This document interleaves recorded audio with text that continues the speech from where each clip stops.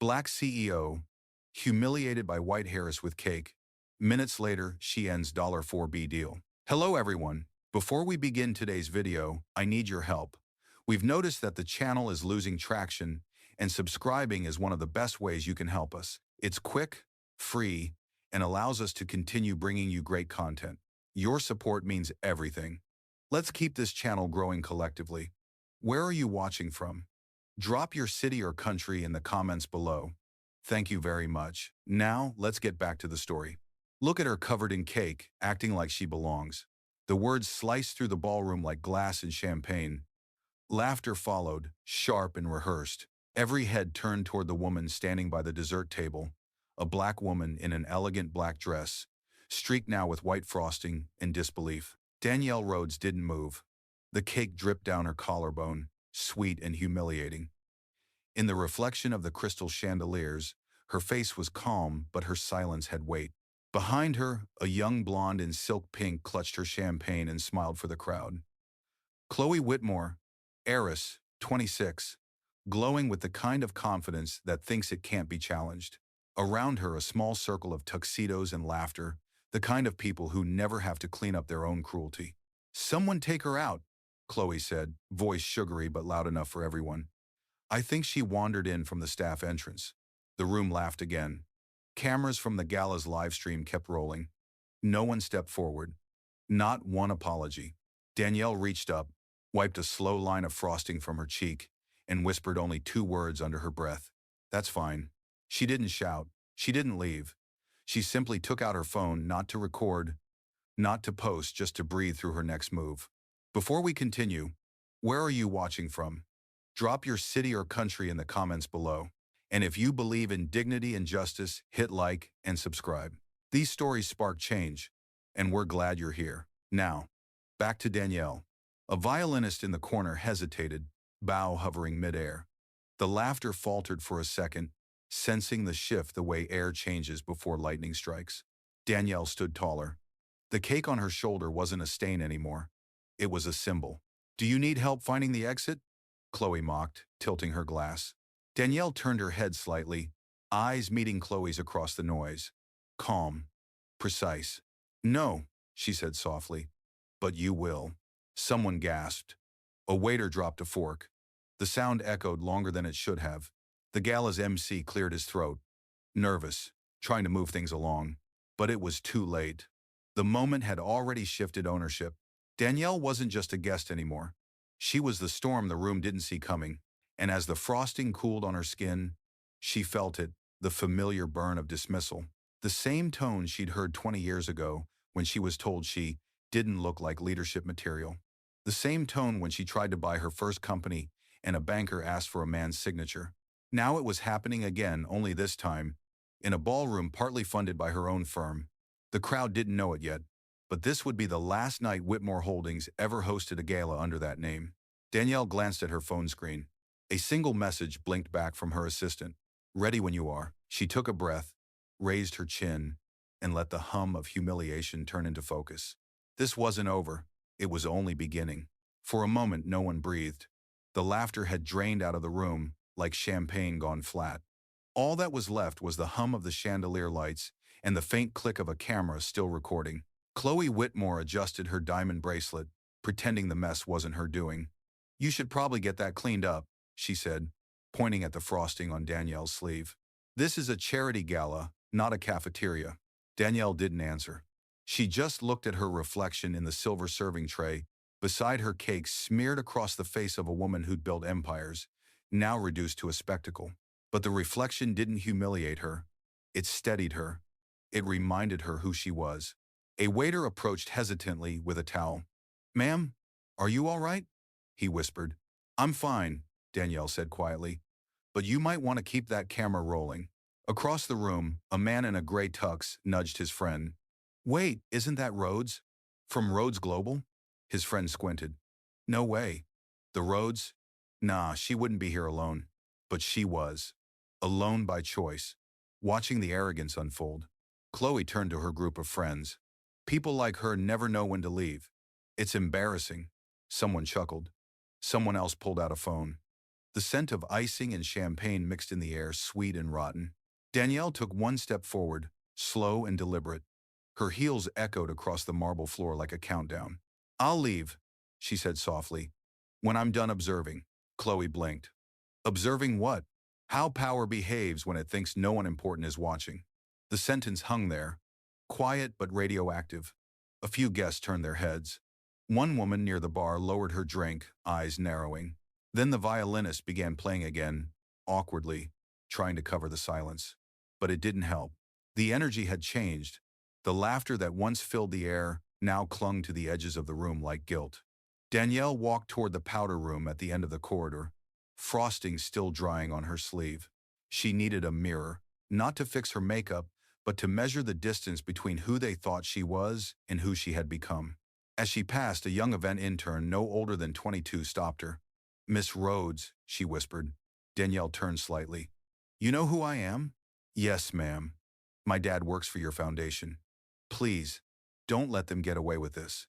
Danielle gave a faint smile. "Don't worry. They already haven't." Is rally and reckonance taps of word. Back inside the ballroom, whispers were spreading. Names were being searched on phones. Is that really her? She's worth billions. Wait, the Rhodes Global Ventures deal, wasn't that supposed to be with Whitmore Holdings tonight? And suddenly the laughter didn't sound the same. The smiles stiffened. The camera crew, sensing a story, kept rolling. At the dessert table, Chloe still posed for photos, unaware that every flash was catching the beginning of her own undoing.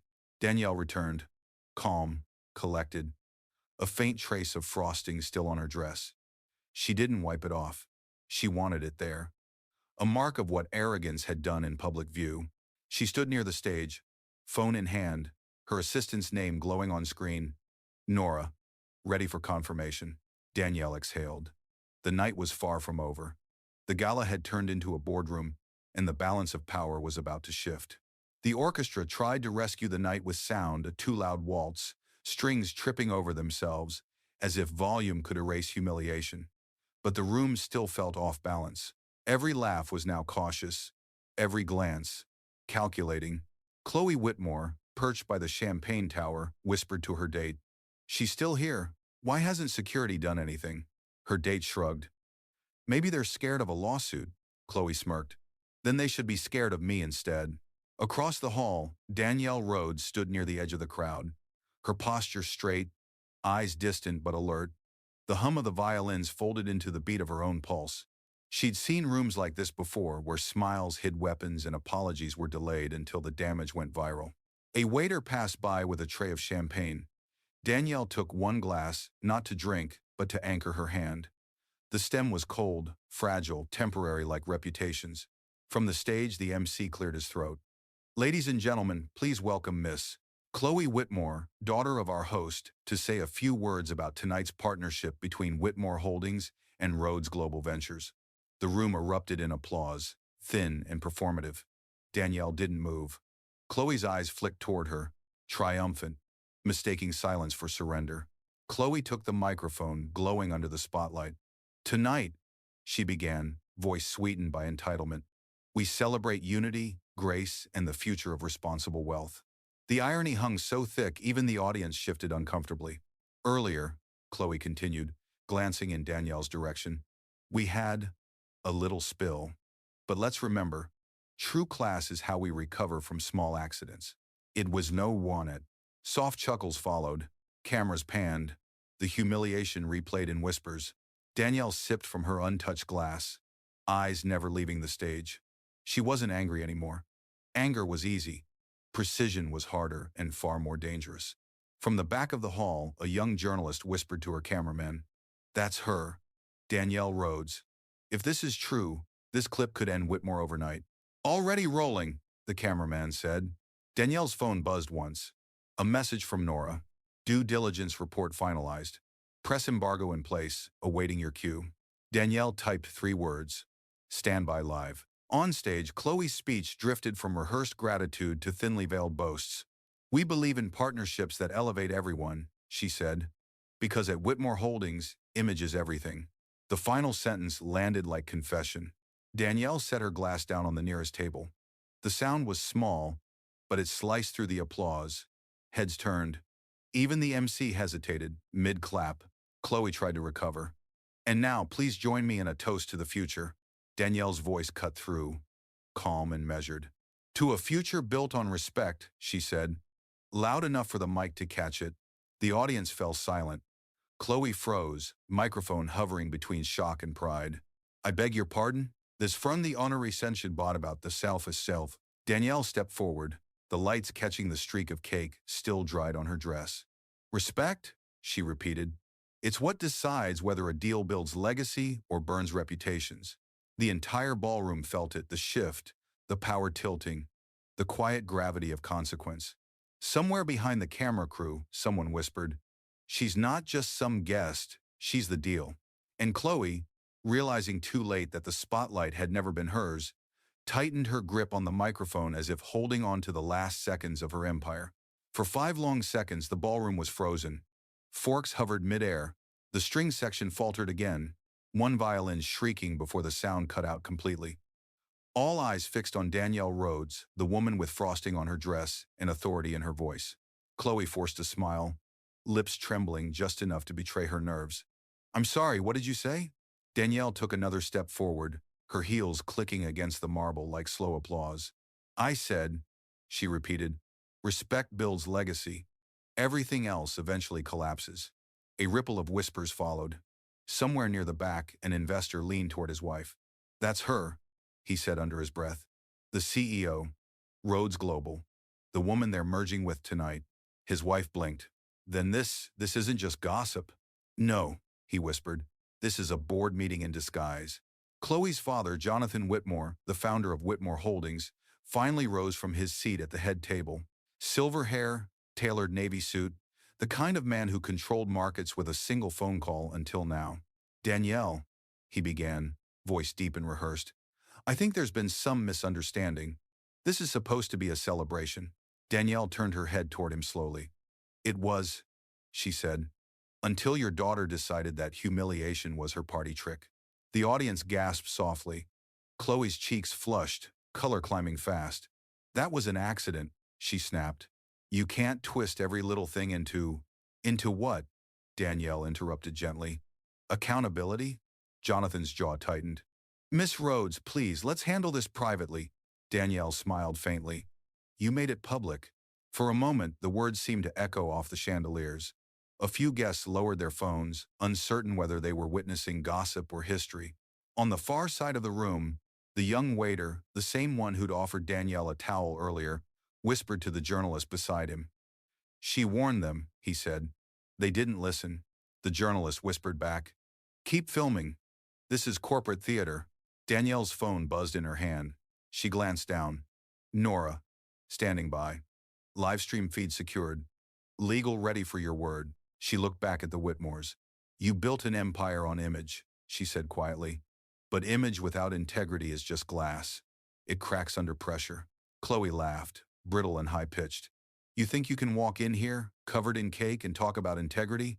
Danielle tilted her head, calm as a verdict. Funny. I thought integrity shows up most when no one's watching and you made sure everyone was. The camera crew shifted, angling closer. The lights burned hotter. Jonathan raised a hand. Enough. This event is over. Danielle didn't move. You're right, she said. It is. 7:73. She pressed a single button on her phone. A hush fell as the large LED backdrop behind the stage flickered.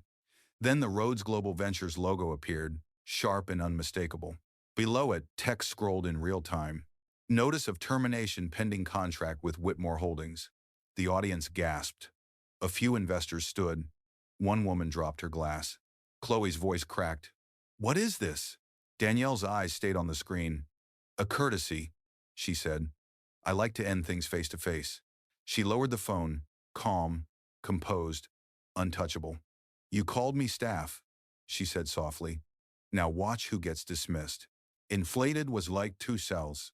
And with that, the chandelier light flickered once as if the building itself understood who the real authority belonged to. The silence after the announcement was electric. For a heartbeat, no one dared to move, as if shifting might make the moment real. Then the sound of phones began, one after another. screens lighting up like fireflies. Tweets, recordings, texts, a digital storm blooming right in front of the Whitmores. Chloe took a shaky step forward. You can't just... Danielle turned, calm as gravity. Can't what? Withdraw my company's investment? Revoke a partnership I built? Her tone wasn't raised, but it carried like thunder. Near the dessert table, a young woman in a black uniform, Lena, the catering assistant, finally found her voice. She'd seen everything. The thrown cake, the laughter, the smirk. Ma'am, she said quietly, looking at Danielle. I saw what happened. You didn't do anything wrong. Everyone heard her.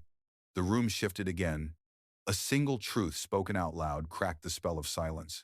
Jonathan Whitmore shot Lena a warning glare. That's enough. You're dismissed. Lena held her ground. No, sir, I'm not.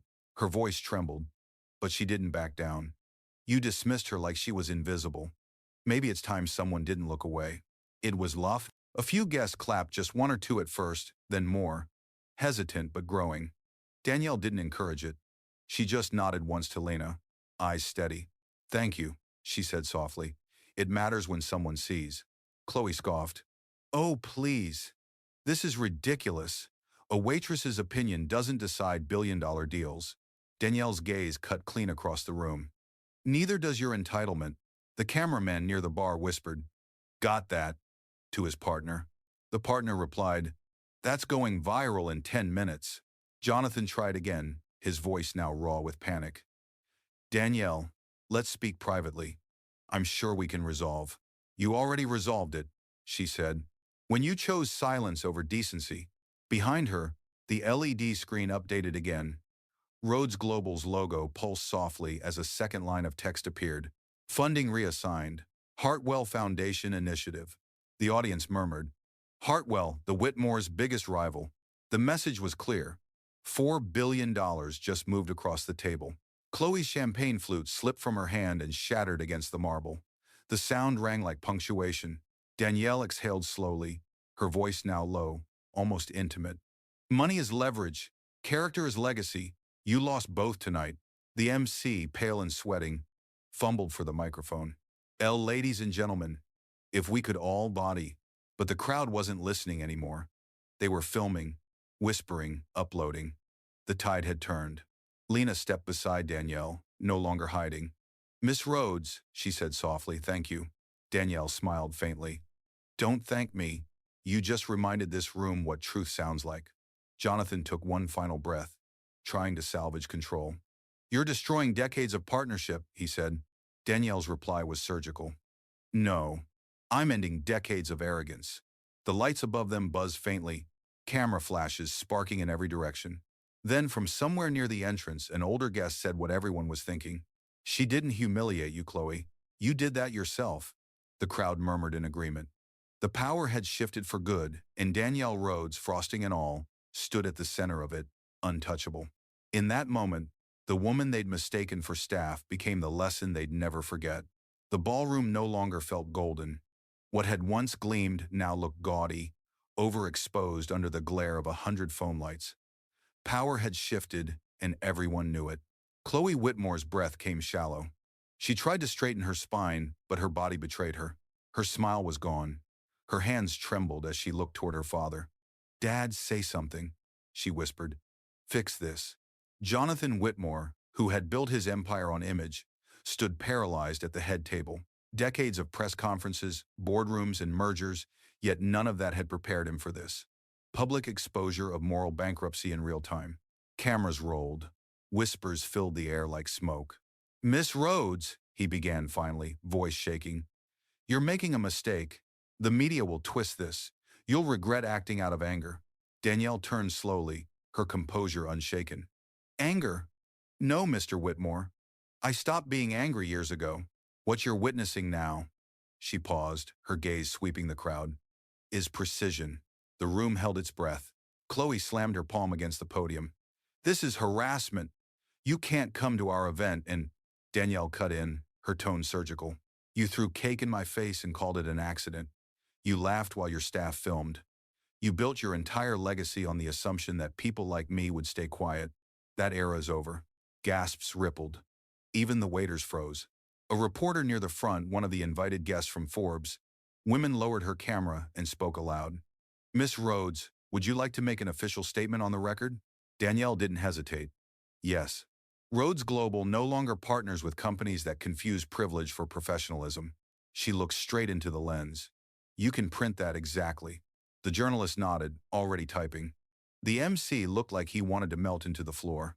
Behind the scenes, PR staff rushed toward the stage, whispering frantic instructions.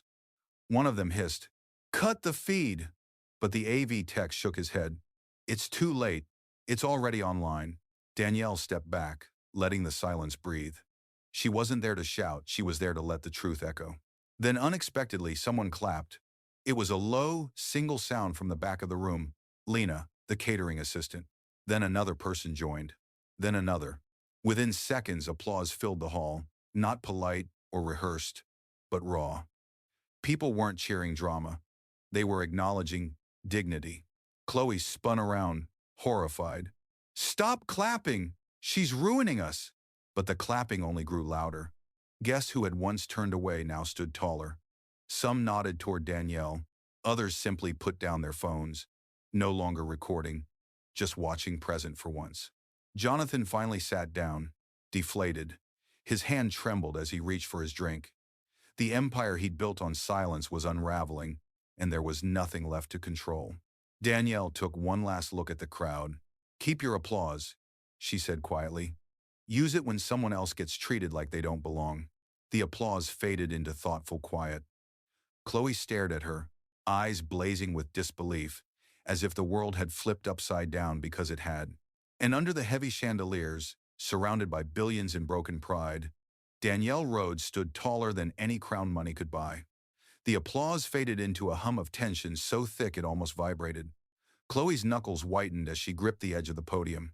The heiress who had spent her life being untouchable was trembling, and for the first time, she realized there was no script to save her. Dad, do something, she hissed, voice cracking through the microphone. She's humiliating us. Jonathan Whitmore rubbed his forehead, looking 20 years older under the ballroom lights.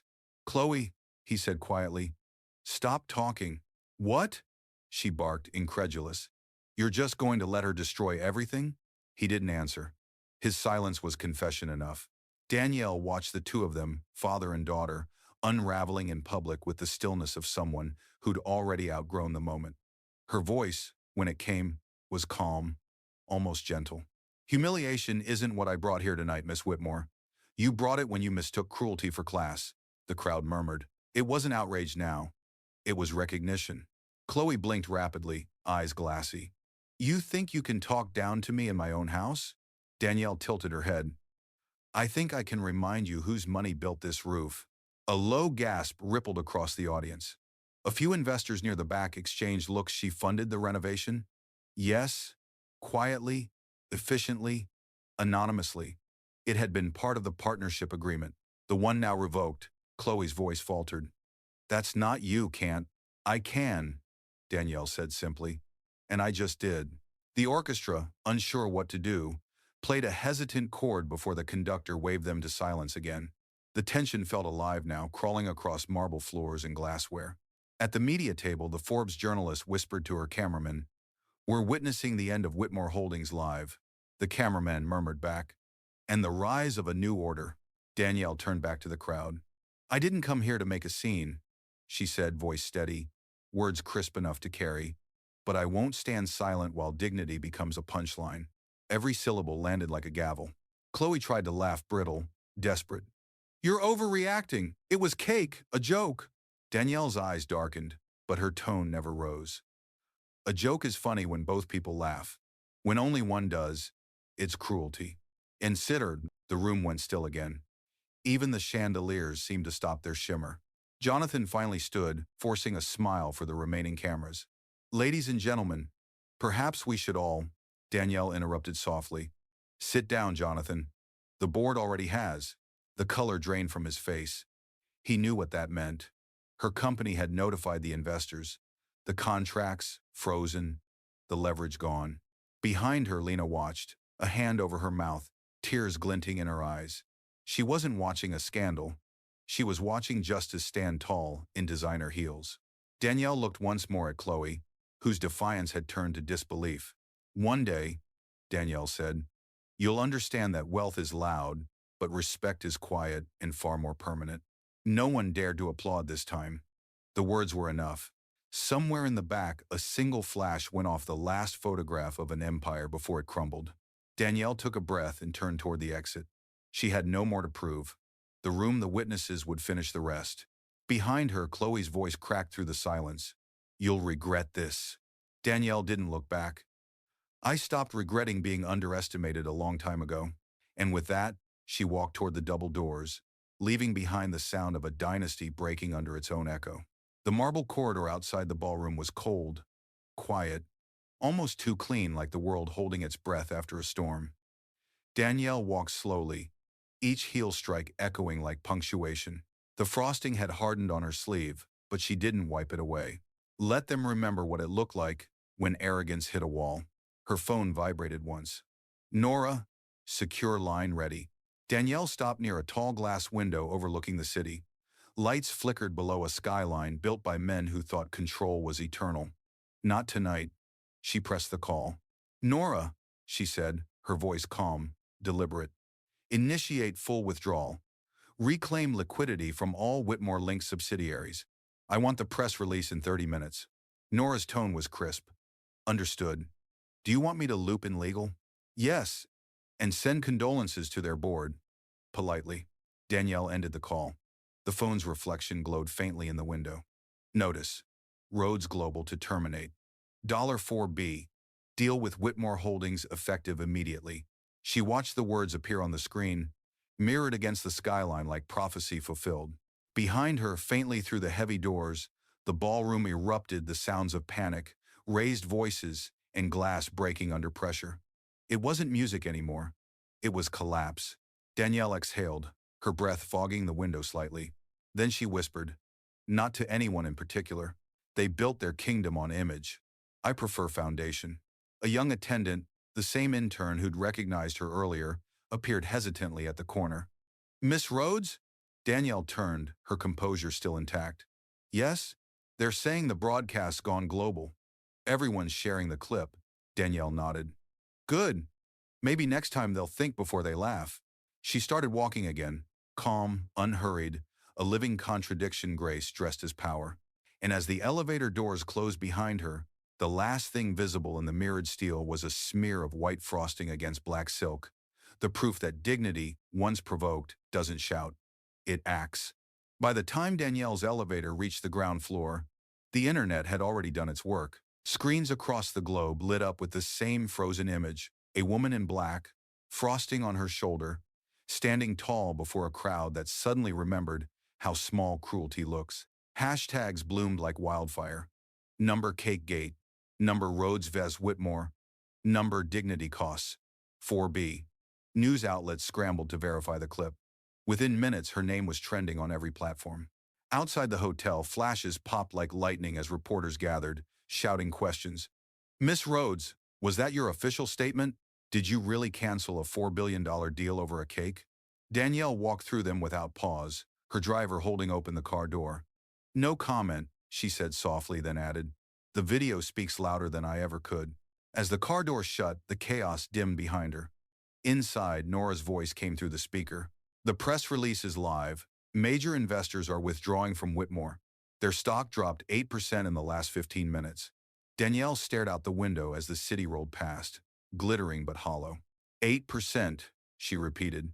Arrogance always depreciates faster than assets. Nora hesitated. Do you want to issue a follow-up statement? No, Danielle said. I don't chase noise. I set precedent. She watched the glow of the skyline fade into the night. Somewhere above, drones from media outlets hovered over the gala like vultures. Inside the ballroom, she knew the Whitmores were still trying to manage the fire-calling lawyers, PR teams, anyone who might rewrite what the world had already decided. Danielle's phone buzzed again. A message from Lena, the young waitress. They're saying you're a hero. Danielle smiled faintly, typing back. No, just a reminder that power can be quiet too. And as her car turned toward the Rhodes Global headquarters, the news ticker on a passing billboard flickered. Investor Danielle Rhodes ends $4B deal. After public humiliation, crowd applauds her composure. She didn't need applause. She had outcome. By dawn, New York had already changed its conversation. The front pages of every major paper carried the same image. Danielle Rhodes standing calm, streaked with frosting, eyes fixed on something beyond the chaos. Beneath the photo, a single headline repeated across outlets. She walked away and the world stood still. Unraveling today.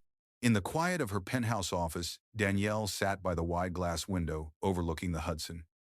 The city pulsed below like circuitry alive, awake, watching. Her assistant Nora entered softly, tablet in hand. Market reports just came in, Nora said. Whitmore Holdings opened down 24%. Their PR department's in meltdown. They're calling it the most expensive dessert in history. Danielle allowed herself a small exhale. Not quite a smile. That's the thing about arrogance, she said. It compounds interest until it implodes. That same subers and jatter self on the gods he's mushin in 1 or 2 gallons. On the screen, clips from the night before played on loop slowed footage of Chloe's laughter. The cake hitting Danielle's dress, the moment the room turned. Commentators dissected every second like analysts reviewing battlefield footage. One host said, "She never raised her voice. She just raised the bar." Nora looked up. "Your inbox is chaos. CEOs, universities, advocacy groups, they're all asking for comment.